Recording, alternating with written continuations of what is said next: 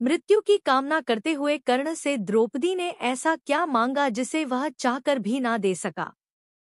रक्त से भीगी हुई कुरुक्षेत्र की भूमि पर सांझ की धुंधली छाया उतर रही थी।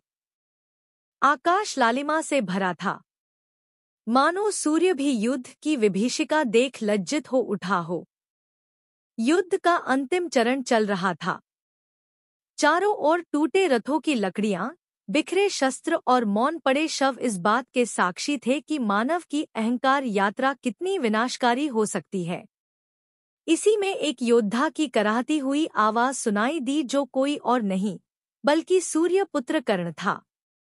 वह दानवीर कर्ण जो जीवन भर सूत पुत्र कहलाया गया, जो जन्म से सूर्यपुत्र था, लेकिन जीवन भर वह अपनी इस पहचान के लिए तरसता रहा।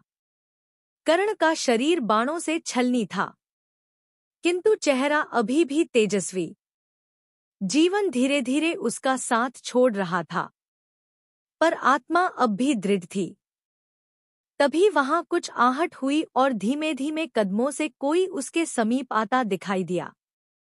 कर्ण ने आंखें खोली और देखा तो वह थी द्रौपदी, जिसके सम्मान पर कभी कर्ण ने कटु वचन कहे थे।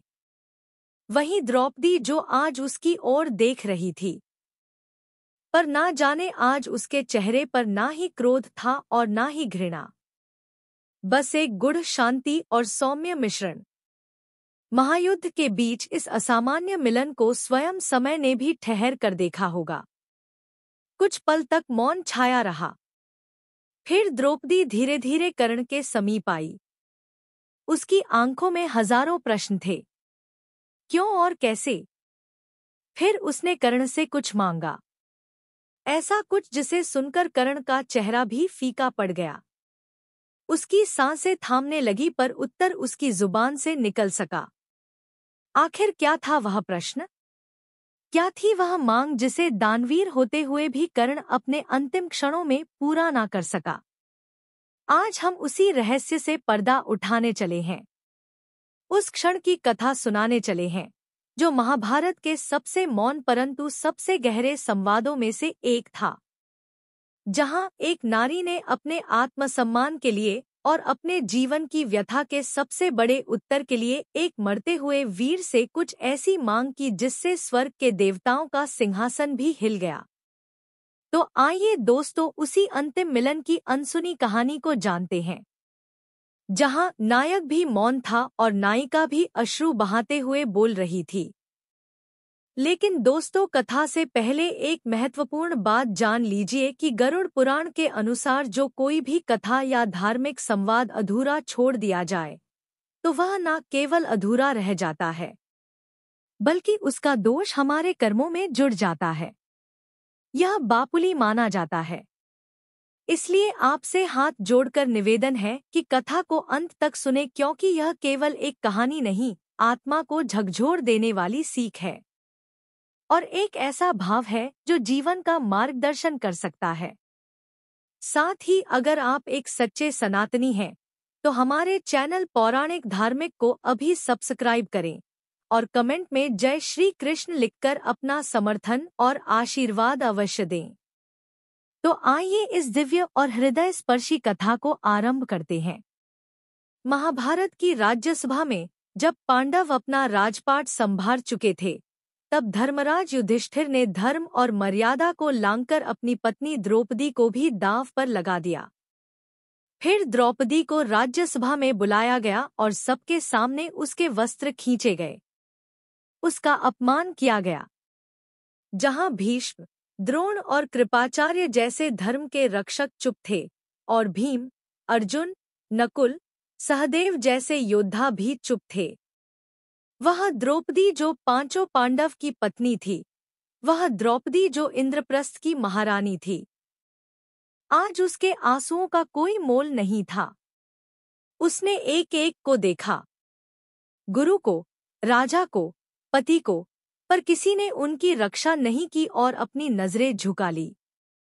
तब द्रौपदी ने वह किया जो हर उस नारी को करना चाहिए जिसे अन्याय की चुप्पी ने घेर लिया हो। तब उसने ईश्वर को पुकारा, हे श्री कृष्ण, अब मेरी रक्षा सिर्फ तू ही कर सकता है। श्री कृष्ण ने उसकी पुकार सुनी और जब दुशासन ने उसका चीर खींचना शुरू किया तो वह खींचता गया। लेकिन द्रौपदी का चीर अंतहीन होता गया। तब सभा में बैठे सभी यह देखकर हैरान थे, क्योंकि अब नारी की शक्ति और उसकी आस्था का रूप सामने आ गया था। महाभारत में जब अश्वत्थामा ने 5 पांडवों के पुत्रों की हत्या कर दी थी, वह भी रात के अंधेरे में धोखे से सोते हुए मासूम बच्चों को मारकर, तब सारी सभा प्रतिशोध की आग में जल उठी। इसके बाद अर्जुन ने अश्वत्थामा को पढ़कर द्रौपदी के सामने खड़ा कर दिया। सब जानते थे कि द्रौपदी, जो अब 5 पुत्रों के शोक में डूबी थी, वह अब बदला मांगेगी। किंतु द्रौपदी ने जो कहा वह एक नारी की सबसे बड़ी महानता थी। तब द्रौपदी ने कहा, अश्वत्थामा गुरु द्रोण का पुत्र है और मैं यह नहीं चाहती कि जैसे मैं अपने पुत्रों के वियोग में जल रही हूँ, वैसे ही गुरु पुत्र की माता कृपि भी उसी अग्नि में जले। उसे छोड़ दो, उसके प्राण मत लो। यह केवल एक क्षण का निर्णय नहीं था, यह एक युग की सीख थी। द्रौपदी ने क्षमा किया क्योंकि क्षमा करना शक्ति का संकेत है, दुर्बलता का नहीं। महाभारत की सबसे गहरी, सबसे भारी और सबसे निर्णायक घटना थी द्रौपदी का चीरहरण। वह केवल एक नारी का अपमान नहीं था, लेकिन वह धर्म, न्याय और मर्यादा के चुकने की सबसे बड़ी परीक्षा थी। वहां पर धर्मराज भी मौन थे, राजा भी मौन थे, धर्मगुरु भी, गुरु भी और वीर योद्धा भी सभी चुप थे। वहीं एक नारी पुकारती रही, धर्म कहाँ है? धर्मराज कहाँ है? भीष्म पितामह कहाँ है? अर्जुन कहाँ है? और जब किसी ने उत्तर नहीं दिया तो स्वयं प्रभु श्री कृष्ण उसकी रक्षा के लिए अवतरित हुए, क्योंकि नारी का हुआ अपमान कोई साधारण बात नहीं होती। वह पूरे समाज के पतन की शुरुआत होती है। जिस दिन द्रौपदी का चीरहरण हुआ, उसी दिन महाभारत के युद्ध का बीज बो दिया गया। कौरवों की विजयश्री उसी दिन हार में बदल चुकी थी और श्री कृष्ण ने उसी दिन निर्णय कर लिया था कि अब युद्ध होगा और धर्म की स्थापना के लिए अधर्म का अंत करना होगा। द्रौपदी के अपमान ने एक महायुद्ध खड़ा कर दिया था। दोस्तों, अभी कथा यहीं समाप्त नहीं होती। अभी हम यह भी जानेंगे कि मरते हुए कर्ण से द्रौपदी ने ऐसा क्या मांग लिया जो वह नहीं दे पाया। कर्ण, जो जीवन भर अपने दानवीर होने के लिए प्रसिद्ध रहा, जिसने कभी किसी याचक को खाली हाथ नहीं लौटाया, जो मृत्युशैया पर भी अपना सोने का दांत निकालकर दान कर देता है, वही कर्ण अपने अंत समय में एक नारी की मांग पूरी नहीं कर पाया। वह महिला कोई साधारण महिला नहीं थी, वह थी पांचाल नरेश की पुत्री महारानी द्रौपदी। वही द्रौपदी जिसे कभी कर्ण ने सभा में अपमानित किया था, वही द्रौपदी जिसे 5 पांडवों ने पत्नी के रूप में स्वीकार किया, वही द्रौपदी जिसे हस्तिनापुर की पूरी सभा ने उसके वस्त्रहरण पर मौन रहकर कलंकित किया और उसी सभा में सबसे तीखा वचन कर्ण का था। अब प्रश्न यह है कि द्रौपदी, जिसने कभी कर्ण को अपने स्वयंवर में ठुकरा दिया था, जिसने उसका अपमान सहा, वहीं द्रौपदी कर्ण के अंतिम समय में उसके पास क्यों आई?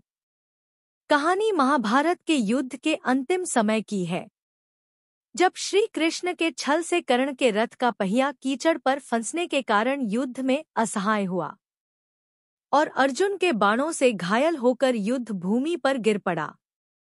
तब पूरा युद्ध थम गया।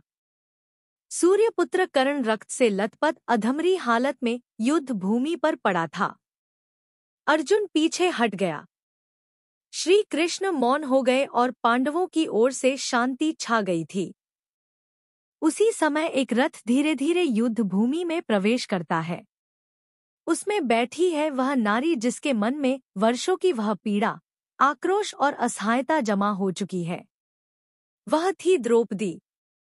कर्ण ने जैसे ही उसकी आह सुनी, उसकी दृष्टि धुंधली हो चुकी थी, लेकिन वह जान गया था कि कोई विशेष आत्मा उसके पास आई है। जब द्रौपदी कर्ण के पास पहुंची तब कुछ क्षण दोनों मौन रहे। तब कर्ण ने टूटती सांसों में कहा कि क्या यह तुम्हारी करुणा है या कोई और कारण है देवी? द्रौपदी के नैनों से अश्रु बह रहे थे। उसने धीरे से कहा, कर्ण, मैं कुछ मांगने नहीं आई हूं, मैं बस सत्य जानने आई हूं। कर्ण ने कहा, कौन सा सत्य? द्रौपदी ने कांपते स्वर में कहा कि क्या यह सत्य है कि तुम माता कुंती के पुत्र हो? क्या यह सत्य है कि तुम मेरे भी पति के समान अधिकार रखते थे? और क्या यह भी सत्य है कि मेरे वस्त्र हरण के समय तुम्ही ने मुझे वैश्या कहकर मुझे अपमानित किया था? कर्ण ने क्षण भर के लिए आंखें बंद की और फिर कहा, हाँ, यह सत्य है कि मैं माता कुंती का ज्येष्ठ पुत्र था और तुम्हारा भी पति हो सकता था यदि विधि ने अन्य निर्णय लिया होता। और यह भी सत्य है कि मैंने उस सभा में तुम्हारा अपमान किया। उस दिन उन्हीं शब्दों की अग्नि में तुम्हारी आत्मा रोई थी और आज उन्हीं शब्दों की अग्नि में मैं जल रहा हूँ। द्रौपदी कुछ पल मौन रही। फिर उसने कहा, कर्ण, क्या तुम मेरे उस अपमान का प्रायश्चित कर सकते हो? कर्ण ने कठिनाई से उठने का प्रयास किया और बोला कि मेरे पास अब कुछ शेष नहीं है। अब यह शरीर भी मेरा साथ छोड़ रहा है। लेकिन तुम कहो, मेरे पास जो भी है मैं तुम्हें दूंगा। तब द्रौपदी कहती है, मैं तुमसे क्षमा नहीं मांग रही कर्ण, मैं तुमसे प्रतिशोध भी नहीं चाहती। मैं बस एक चीज चाहती हूँ, वह है सत्य।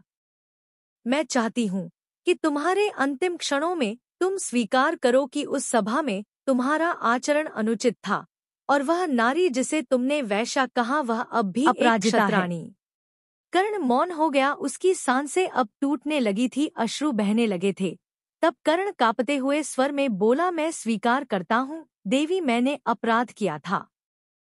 मैंने धर्म को त्याग दिया था। उस क्षणिक मोह में मैंने तुम्हें अपमानित किया, जबकि मैं स्वयं एक नारी के सम्मान का रक्षक। मैं स्वीकार करता हूँ कि उस दिन मेरी वाणी ने तुम पर घात किया और उस अपमान का भार आज मैं अपने साथ जा रहा हूँ। द्रौपदी के आंसू अब थमने लगे थे, लेकिन कर्ण की सांसें तेज चलने लगी थी। कर्ण ने देखा कि उसकी हथेलियां अब ठंडी पड़ रही थी। तब द्रौपदी ने एक बात कही कि कर्ण, क्या तुम मेरे भाई बनकर मुझे एक वचन दे सकते हो कि अगले जन्म में मैं तुम्हारी बहन बनूं और तुम मेरे रक्षक बनो, ना कि भक्षक?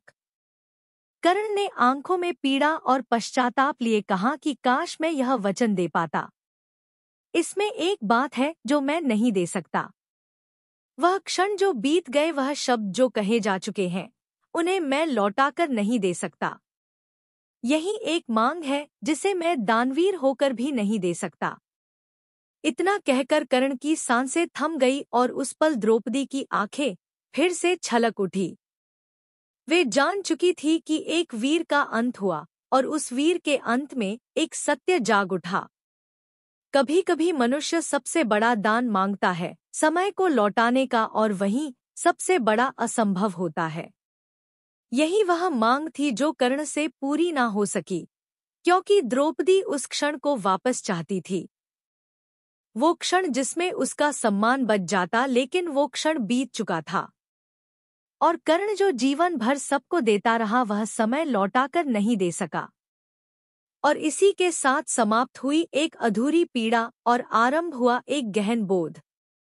दोस्तों, वाणी से किया गया घात शरीर पर किए गए घात से भी बड़ा होता है, क्योंकि शरीर पर लगे घाव समय भर देता है, परंतु आत्मा पर लगे अपमान के घाव जीवन भर रीसते रहते हैं।